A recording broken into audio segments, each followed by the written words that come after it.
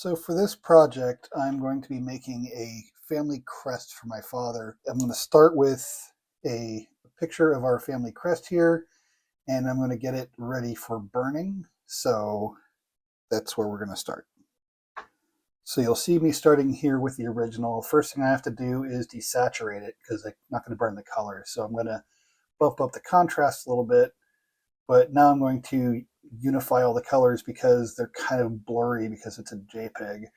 So I'm going to make all the colors the same for each portion, made the back white, and now I'm going to do the grays.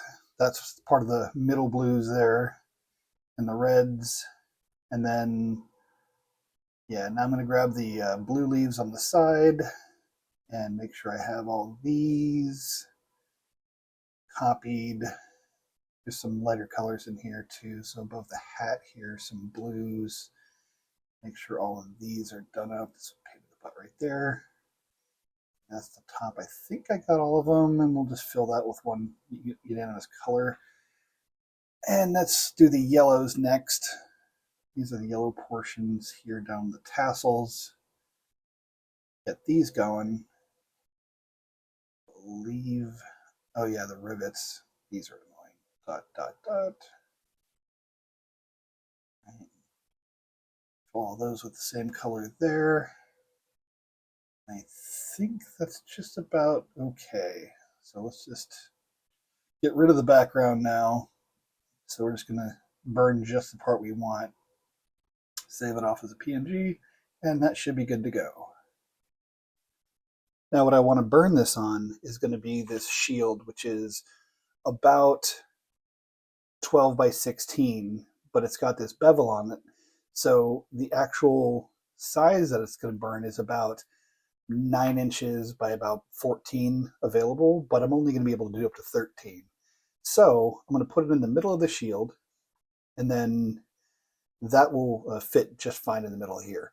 But I don't want to ruin this piece, so what I'm going to do is I'm going to take this 12 by 12 piece of basswood, and I'm going to do a test burn on it because it's only 3 millimeters, so it should be just fine.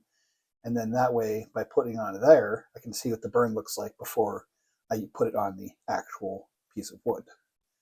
So all I need to do next is get into Luban.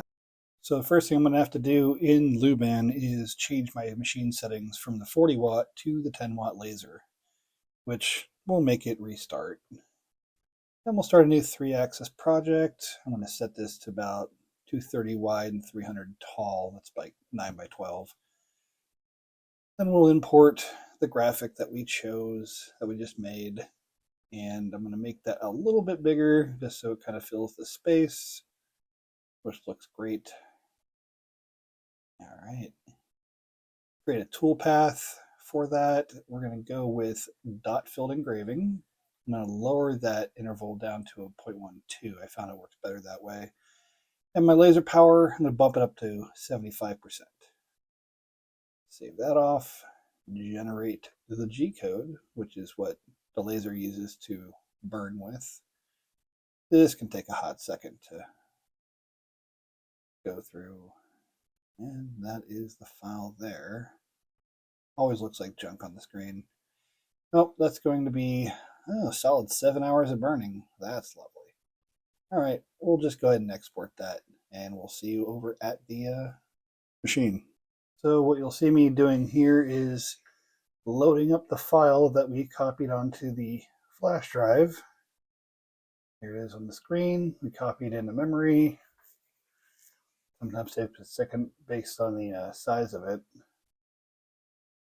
See, I've taped down the test board here. I've got the thickness gauge that we use. It returns back to home. Once it's there, we have to set the height of the laser. Right now I'm just kind of moving it over. You can't see it, but it's up top. You'll see it in a second come down. Move this up a bit.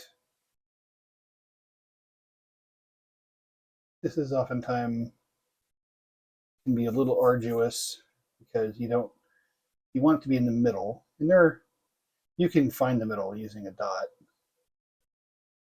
So here I'm bringing the laser down, coming into focus there.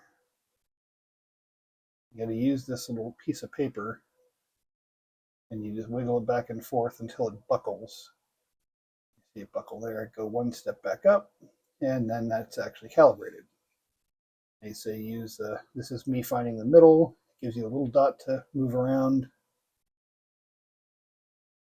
It looks about right, so I make that the center, and then very importantly, you got to run the boundaries of your print. So the first time, that looks just fine. Goes up. Now it goes a little too high on the tape here, so it goes kind of across the tape that I have down. So what I'm going to do here is move it a little bit farther up. So it goes up that way a little bit. Recenter it. Rerun. That's looking better. Goes up. Across. Much better, not touching the tape. Now that's the whole boundary of the file, not the total print, but so it's not going to actually get to those extremes. All right. At this point, all you got to do is I reach for my glasses and then start the burning.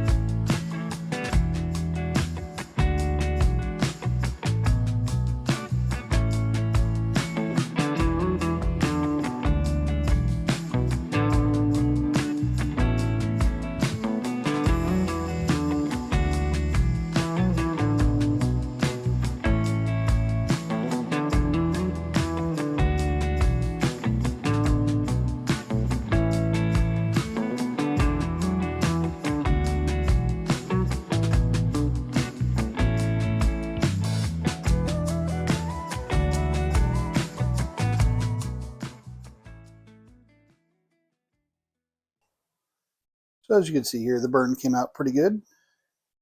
The detailing on it worked out pretty nicely.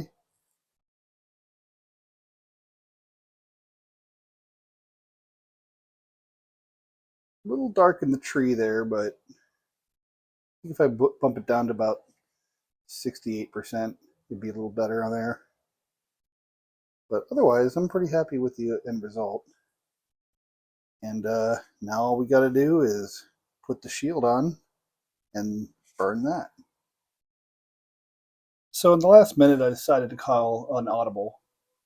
I decided I don't want to paint all the individual parts of this like I was initially planning.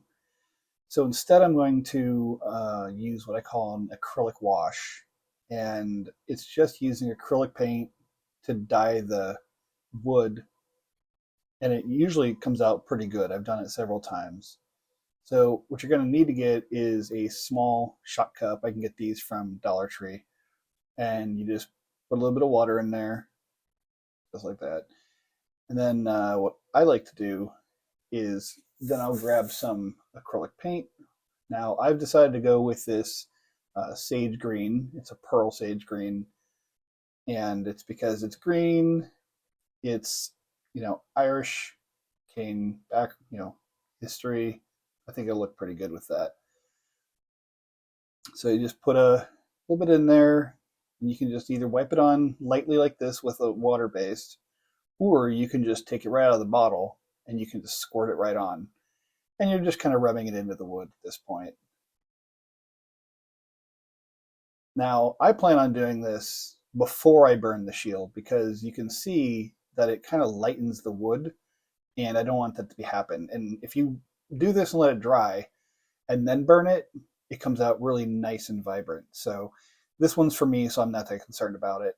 So I'm just going to put a whole bunch of paint on here, water it up, and do the entire piece of wood.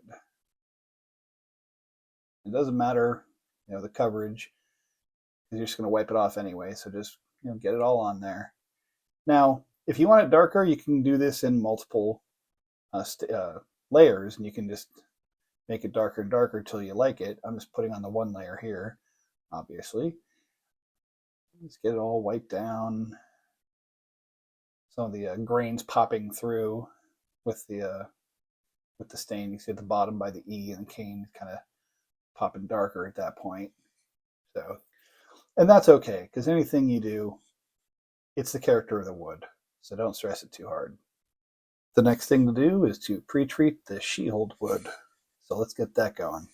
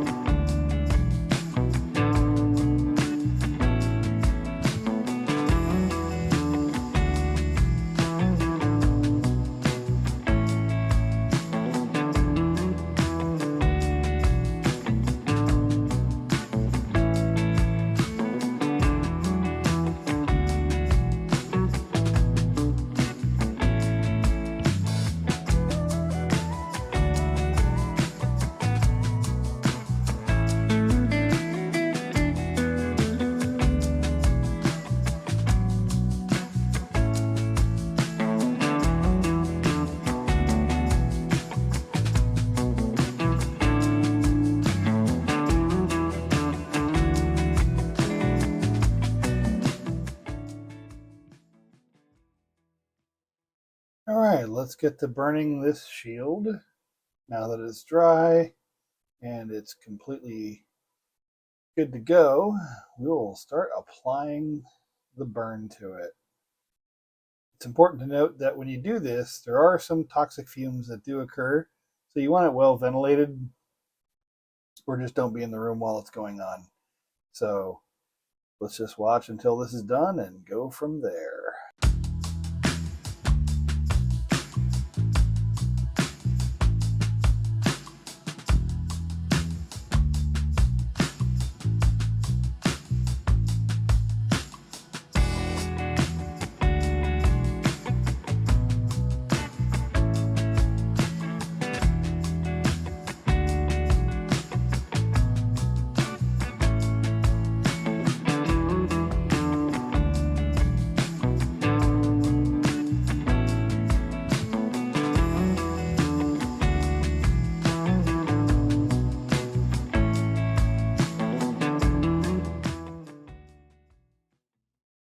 All right, so here we go. That's pretty much the finished product.